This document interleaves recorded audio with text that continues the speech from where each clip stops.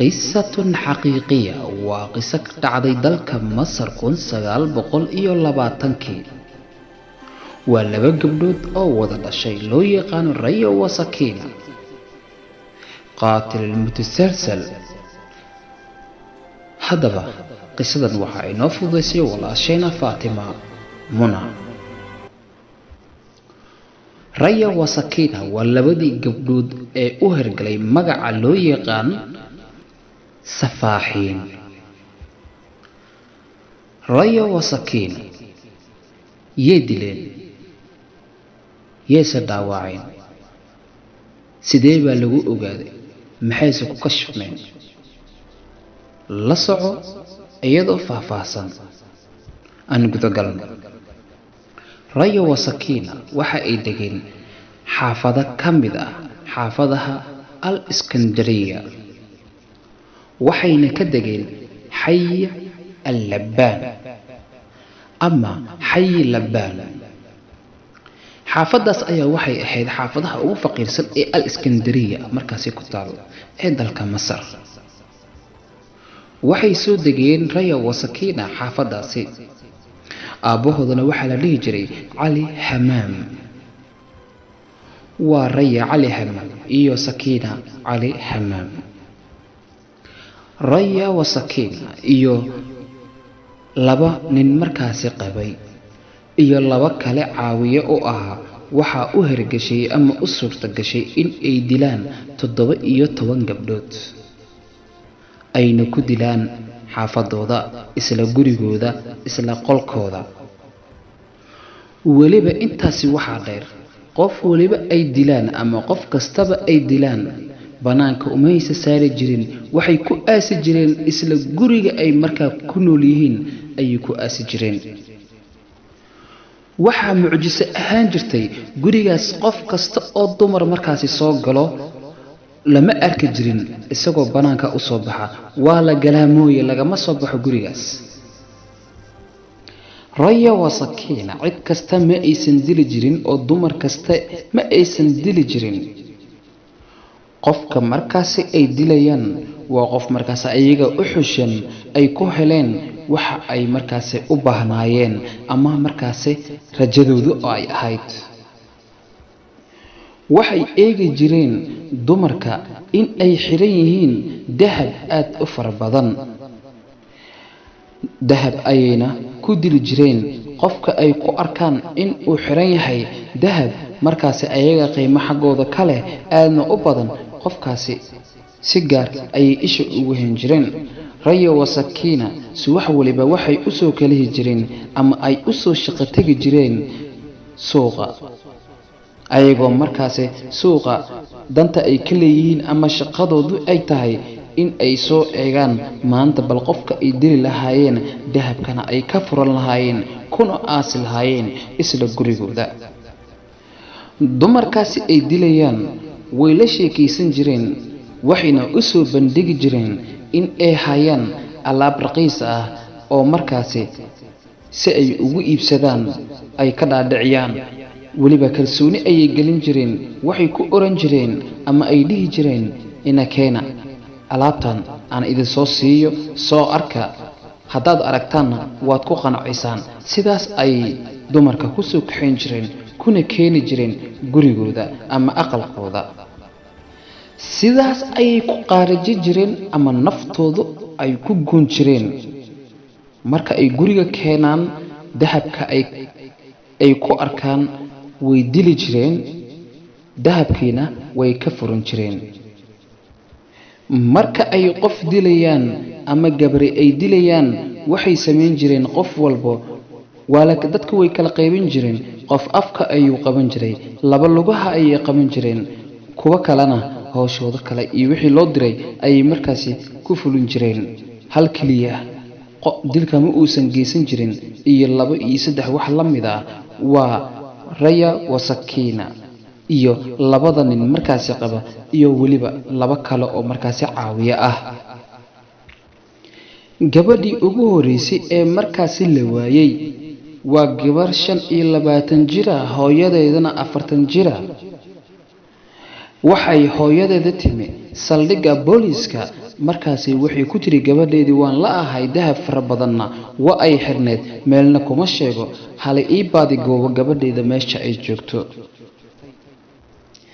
isla bishii 1920kii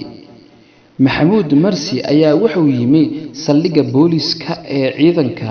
isagoo markaasi yiri waxaa iga maqan gabar ila dhalatay magaceedana waxaa la dhihi jiray Zanuba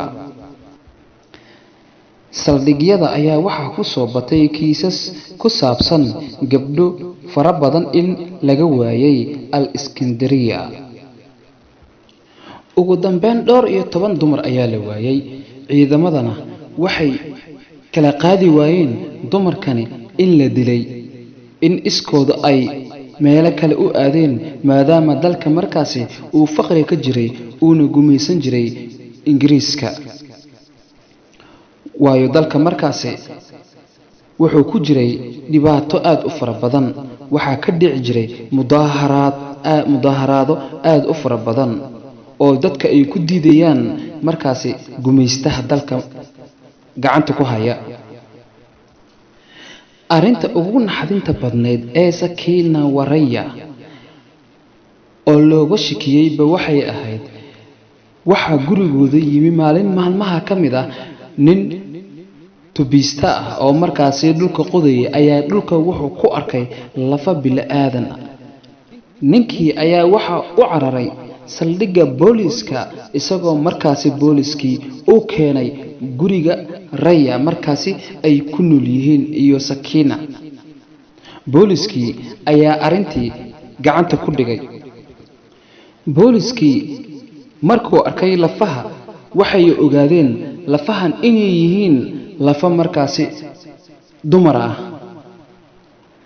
isla booliiska markaasi guriga ku sugan ayaa waxa u soo uray uunsi aad u fara badan qaaciisana qabsadayba guud ahaan guriga Raya ayaa loo yeeray waxa lagu yiri waa maxay gurigan waxa ka jira Raya waxay ku tiri walaasheedii Sakina ayaa guriga qolkeeda ayada ay ku jirto waxay keentay niman aad u fara badan waxayna ku cabeen qamrigii ayaana ku asturaynaa suu u soo urin ama uusan u gaarin dariska sidaas darteeda ayaan markaa anagana uunsiba u shidnay laakiin ciidankii arinkaasi ma aysan rumaysan niyadoodana kuma soo dhicin aqbalna ma aysan noqon maxaa dhici doona Raya iyo Sakina inta kuma ekeen qamri xitaa waxa ay sheegteen iyagoo markaas la qabay in jirkooda ay ka ganacsan jireen waayo say u daboolaan arinkan meesha ka jira laakiin booliiska taas aqbal kama aysan dhigin ma aqbalin ma yeelin waxay niyadooda ku hayeen arinkan ay sheegayaan iyo waxyaabahan ay ka hadlayaan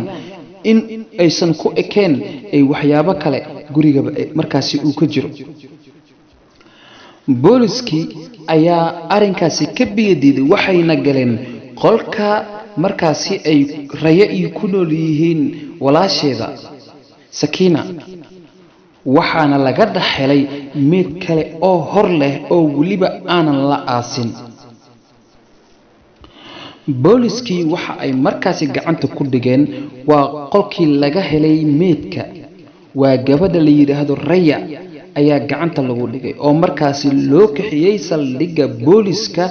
ee Al-Laban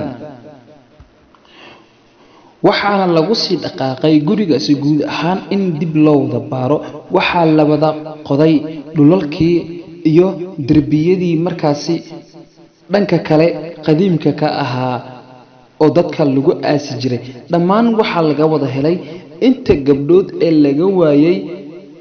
markaasi magaaladaasi ayaa laga wada helay guriga ay ku nool yihiin Raya iyo Sakinaba sidoo kale 120 geni dahab ku fadhiyana gacanta waa lagu soo dhigay tirada gabdhaha markaasi gacanta lagu soo dhigayna waa 17 gabdhood marqaatiga markaasi oo ku marqaati furay Raya iyo Sakina waa kuma waxay ahayd badiica dabayay tahay waa Raya gabadhii ay dhashay ayaa ku marqaati furtay ileen Sakiina waxa ma aysan dhalin. Badiica ayaa waxa ay tiri hooyaday iyo habaryarteeda waxay la imaan jireen dumar mar waliba dumarkaasi way sasaban jireen waxay siin jireen qamri kadibna nafta ay dhaafin jireen wayna dili jireen. hal ma ahan labana ma ahan waa in ka badan mar walibana indhaha ayaan saari jiray balse ma hadli jirin afkaygana waan haystay waana ka sii socon jiray. 16 bisha May 1921 ayaa lagu maxkamadeeyay Raya wa Sakiina. Cabdilcaal iyo Xasaballa waa labada nin markaasi iyaguna maxkamadda ay maxkamadeysay waa labada nin oo qabay Raya Sakiina. intaas kaliya ma aha waxa kale la jira laba nin iyaguna maxkamadda way maxkamadeysay waxa lagu xukumay dil lixdoodaba. Raya wa Sakiina labada nin qabay iyo labada caawiyaha markaasi ahaa. qisada halkaas ayay ku soo gabagabowday. fadlan share